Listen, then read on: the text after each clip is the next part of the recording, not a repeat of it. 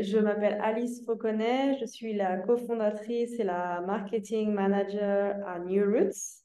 New Roots, c'est une entreprise de fromage et de crèmerie végétale. Alors, il y a 10 ans, donc Freddy, donc mon cofondateur qui à l'époque était aussi mon copain, et moi sommes devenus véganes pour des raisons de droit des animaux.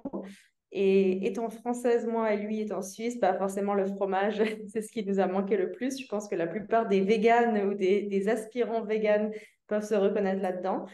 Et Freddy, en fait, il était sportif professionnel. Quand il s'est blessé, il s'est retrouvé avec beaucoup de temps entre ses mains. Et c'est quelqu'un qui a beaucoup d'énergie, qui a besoin de créer, qui a besoin de bouger. Et c'est un peu moi qui lui ai dit, pourquoi tu n'essayes pas de faire du fromage vegan, vu que le fromage nous manque tant. Et il a commencé vraiment à s'intéresser à la fermentation.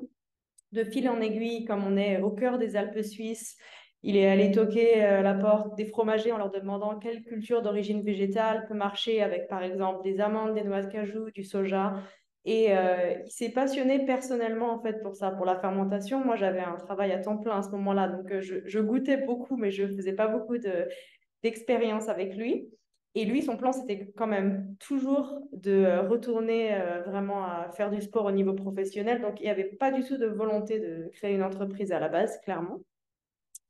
Mais voilà, de fil en aiguille, nos amis ont commencé à nous dire, enfin, nos amis ont commencé à vouloir nous en acheter, à nous dire, il faut absolument que vous alliez les vendre au marché.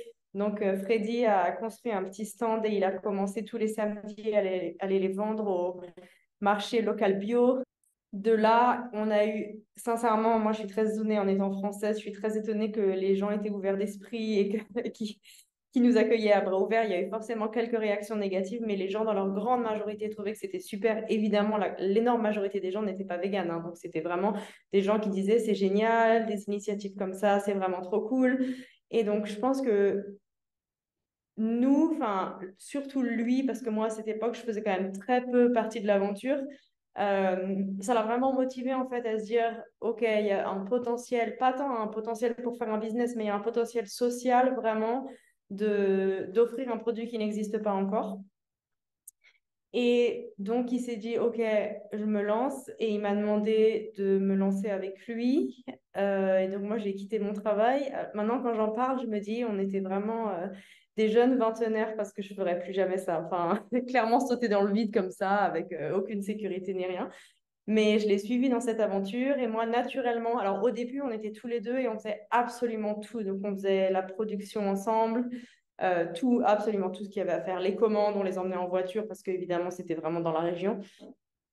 Et donc, notre credo depuis le début, c'est de faire, donc au début des fromages, maintenant des produits de crèmerie en général, mais traditionnels. Donc, il n'y a pas d'additifs, il n'y a pas de, il y a aucun produit chimique parce que c'est un peu maintenant l'idée que les gens se font des produits véganes, c'est que c'est hyper transformé et tout ça. C'est drôle, j'ai eu un speech à Genève la semaine dernière et tout le monde était vraiment très gentil, mais j'ai ressenti vraiment très, très fortement cet a priori que les gens ont. Donc, personne n'était végane dans la salle que les gens ont sur les produits véganes. Et il y avait une femme notamment qui disait, moi, je ne mange pas de produits véganes parce qu'ils sont transformés. Donc, je lui disais, pour moi, une manière logique de dire ça, c'est vous ne mangez pas de produits transformés, qu'ils soient véganes ou qu'ils ne soient pas véganes, parce que pour moi, cette distinction ne fait absolument aucun sens. Je veux dire, l'énorme majorité des produits transformés sur le marché ne sont pas véganes, on est d'accord. Et puis, il y a aussi des produits véganes qui ne sont pas transformés, notamment les légumes, notamment le riz. Euh, mais nous, c'était. Alors, moi, je pense que c'est. Il y a certains de ces produits transformés qui ont leur place sur le marché, très clairement. Je ne vais peut-être pas citer de marque dans cette interview, mais moi, je consomme semi-régulièrement des produits transformés. J'ai pas de problème éthique avec ça.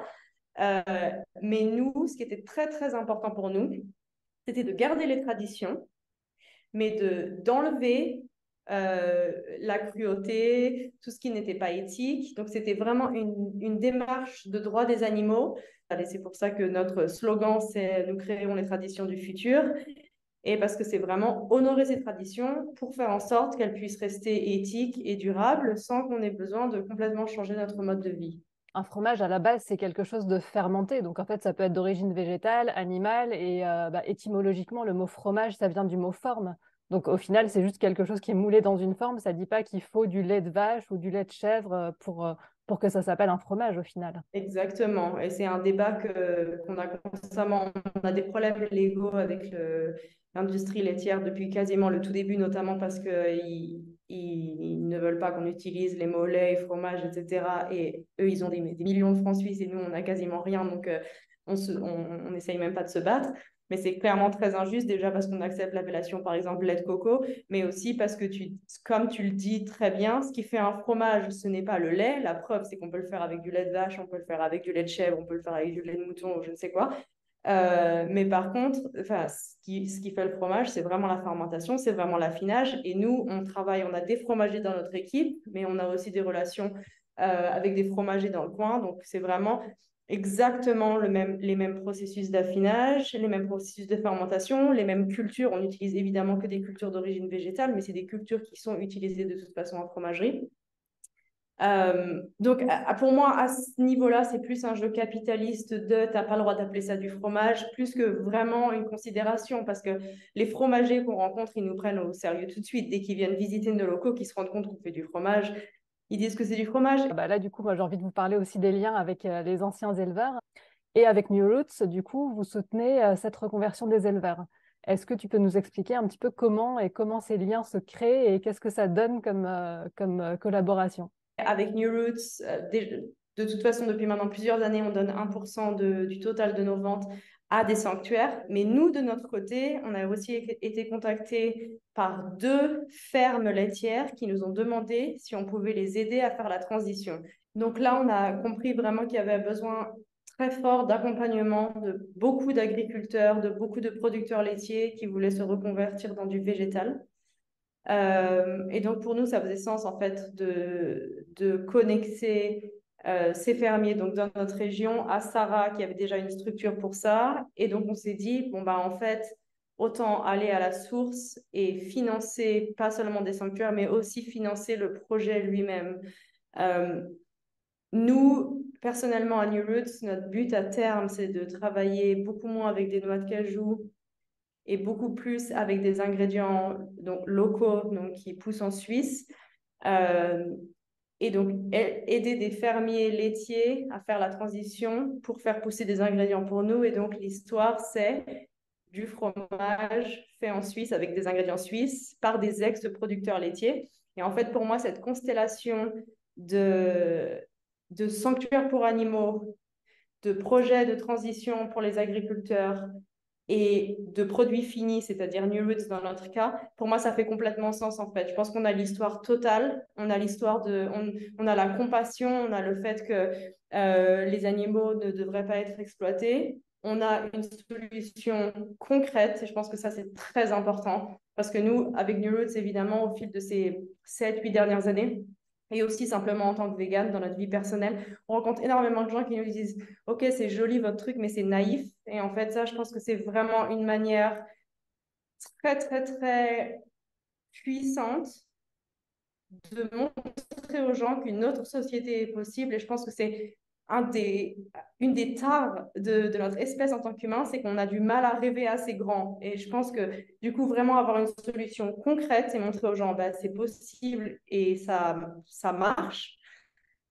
Et ça existe déjà. Il y a déjà des gens qui ont fait la transition. Et on en fait un produit fini qui se vend, qui se mange, qui est nutritif.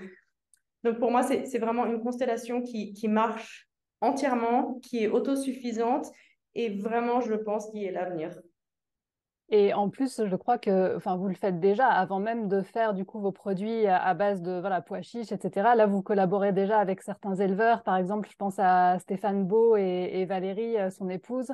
Vous avez déjà des collaborations. Exactement, c'est nous. Donc, ils nous commandent des produits à nous et ils font leur délicieuse création avec nos produits. En fait, c'est marrant, c'est presque dans l'autre sens. En fait, lui, il a arrêté d'exploiter des animaux et puis maintenant, il achète du fromage vegan. Et c'est drôle parce qu'il disait, voilà, il y a 2 ans, on lui aurait dit fromage vegan, enfin, il se serait tapé la tête contre un mur.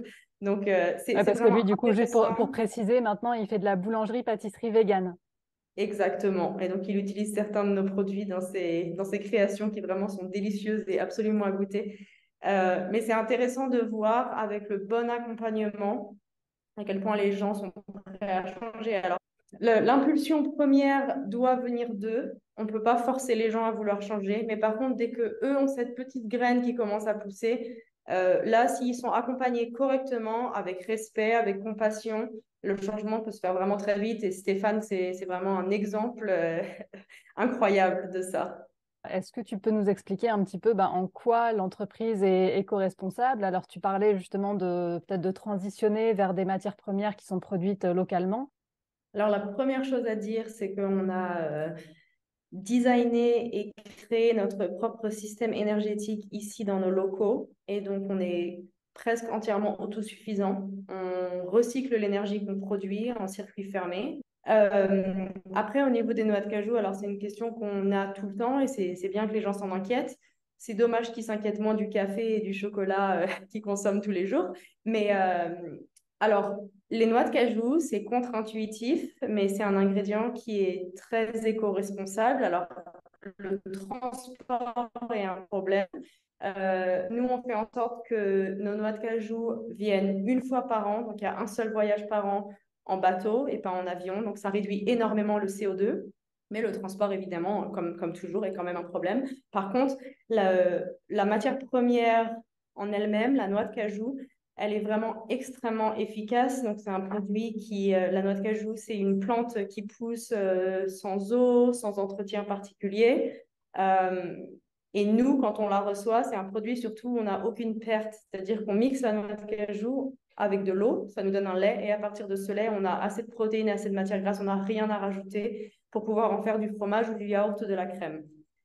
Les matières premières qu'on a testées en Suisse, donc on travaille déjà avec le lupin et les pois chiches, mais on fait aussi des tests avec du soja suisse, avec du chanvre suisse.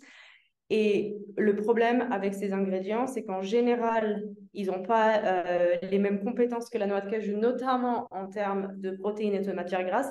Et donc, en général, on doit rajouter de l'huile. Donc après, ça ouvre de nouvelles questions. Donc, il faut que l'huile, évidemment, soit faite d'ingrédients suisses.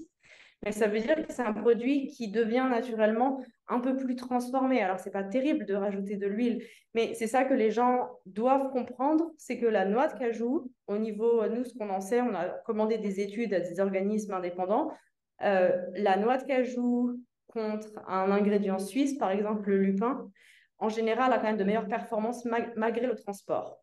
Donc pour nous, ce projet avec des ingrédients locaux, c'est beaucoup plus un projet social pour aider justement les fermiers à faire la transition, parce qu'on pense que c'est extrêmement important. On pense que vraiment, il faut prendre des décisions pour le futur très vite, notamment pour les animaux, pour la planète aussi. Et donc, c'est plus un projet social, plus qu'un projet éco-responsable, dans le sens où les noix de cajou sont quand même très performantes. Pour New Roots et pour moi personnellement, la priorité première vraiment, c'est d'aider les gens à prendre conscience du fait qu'exploiter les animaux et les utiliser comme des ressources, c'est pas acceptable moralement. Et ça veut pas dire qu'on ne doit pas avoir de compassion pour les gens. Je pense qu'il faut avoir de la compassion pour tout le monde, pour les animaux, pour les humains. Il faut accompagner les gens, pas seulement les éleveurs. En général, il faut les accompagner. Nous, c'est ce qu'on veut faire avec New Roots, c'est leur donner une alternative. Mais je pense que le message doit être très clair. Et le message, c'est que personne ne doit jamais être une ressource pour quelqu'un d'autre, peu importe son espèce. Et voilà, grâce à Sarah de Hofnar, grâce à Virginia de Coexister et grâce à énormément de gens sur la planète, on progresse à ce niveau-là, on progresse sur le plan pratique, mais on progresse aussi sur le plan philosophique en ayant notamment la conversation qu'on a maintenant et en essayant tous ensemble de construire un monde un petit peu plus juste.